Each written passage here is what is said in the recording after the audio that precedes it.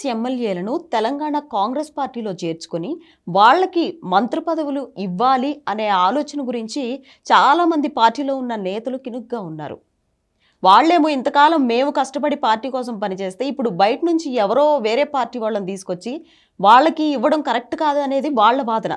ఇప్పుడు రాజకీయ పార్టీ ఓ వ్యాపార సంస్థ లాంటిది, ఓ కార్పొరేట్ సంస్థ లాంటిది. మీరు ఉదాహరణకు ఒక షాప్ ఉంటుంది, దాంట్లో ఓ ఇద్దరు గుమస్తాలు పనిచేస్తూ ఉంటారు. వాళ్ళు బాగా కష్టపడి ఆ షాపును డెవలప్ చేస్తారు.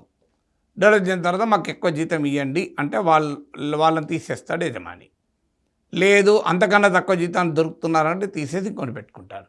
మేము 10 ఏళ్ళు కష్టపడి ఈ షాపును డెవలప్ చేశాం, మీరు ఇప్పుడు మమ్మల్ని తీసేస్తే ఎలా అని అడిగారు అనుకోండి, ఆ వ్యాపార యజమాని ఏమంటాడు, నాకు అది కాదయ్యా వ్యాపారం నడవాలి, నా వ్యాపారం నేను ఇప్పటిదాకా నువ్వు నడిపించావు, బాగా నడిచింది, ఇప్పుడు వీళ్ళు కొత్త వాళ్ళకి ఇంకెక్కువ నడుస్తుంది అంటాడు. అంటే వ్యాపారి తన ప్రయోజనాలే చూస్తాడు తప్ప ఆ షాపులో ఇంతకాలం పనిచేసిన వారి ప్రయోజనాలు చూస్తారా? అండ్ వాళ్ళ ఎందుకు business doesn't see morality, business see profits. లాభాలు ఎవరు, వ్యాపారం ఎవరి వల్ల పెరుగుతుంది, ఇవే చూస్తారు తప్ప బిజినెస్కు నైతికత అనైతికత అని ఉండదు కదా. సో ఇది కూడా అంతే, ఇది కూడా రాజకీయ పార్టీ కూడా అలాంటిదే కదా, అదొక దుకాణం. సో అందువల్ల ఇవాళ కాంగ్రెస్ పార్టీ ఇంకో పార్టీ ఏ పార్టీ అయినా ఆ పార్టీ పెరగటానికి ఎవరు ఎప్పుడు దోహదం చేస్తే ఆ పార్టీ వాళ్ళని చేర్చుకుంటారు. పాత వాళ్ళు కొత్త వాళ్ళని ఉంటారా? ఇప్పుడు బీజేపీలో కొత్త వాళ్ళు ఎంతమంది ముఖ్యమంత్రులు అయ్యారు కదా. అస్సాంలో అయితే హేమంత్ బిశ్వాసర్ ముఖ్యమంత్రి అయ్యాడు కదా.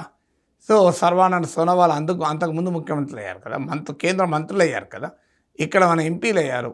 కొత్త 30 ఏళ్ళుగా 40 ఏళ్ళుగా ఆర్ఎస్ఎస్లో విద్యార్థి పరిషత్లో పనిచేసిన వాళ్ళంతా పక్క పోయారు కదా. ఈటల రాజేందర్, మీకు కొండా విశ్వేశ్వరరెడ్డి, డీకే అరుణ, ఎంపీలు అయిన వాళ్ళందరూ వీలే కదా.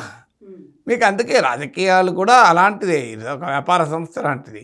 నీ దమ్ముంటే, నీకు శక్తి ఉంటే నువ్వు నీ ప్రయోజనాలు నువ్వు కాపాడుకో, పార్టీ ప్రయోజనాలు పార్టీ కాపాడుకుంటుంది. అందుకే వచ్చింది కదా నీకు ముందెచ్చుగానే జాగ్రత్త పడాలి అని.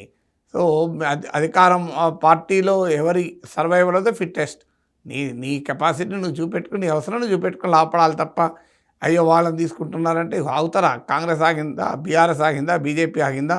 ప్రతి పార్టీలో ఉండే గోలే కదా. వేరే పార్టీ నుంచి నాయకులు వస్తారు, వాళ్ళు మంత్రులు అవుతారు, ఎంపీలు అవుతారు, ఎమ్మెల్యేలు అవుతారు, జెండాలు మోస్తున్నోడు ఇంకా జెండాలు మోస్తూనే ఉంటారు కదా.